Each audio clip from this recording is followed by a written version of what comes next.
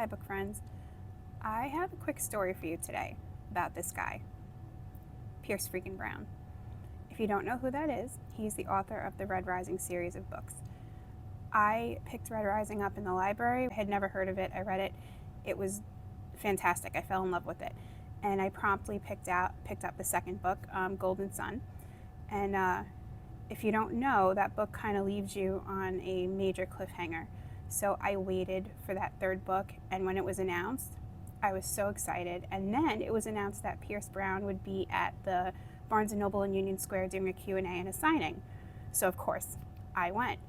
I got up that morning, I got ready, I was so excited. I had my books in tow. He was lovely. The Q&A was so great. I don't really remember it much because the man is gorgeous, so I'm like mesmerized.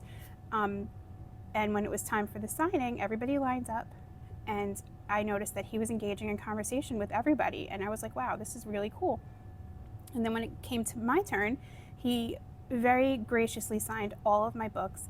A lot of authors, they set like a limit and they only do, one book or whatever, but he did all of them.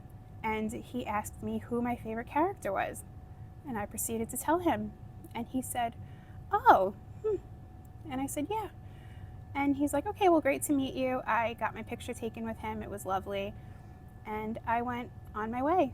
And I went and read the book immediately. Morning Star, I think it was called. Yeah. And my favorite character.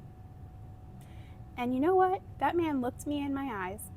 Not a flicker of a hint, nor a bat of a beautiful eye did he have. And he sent me on my way to be devastated.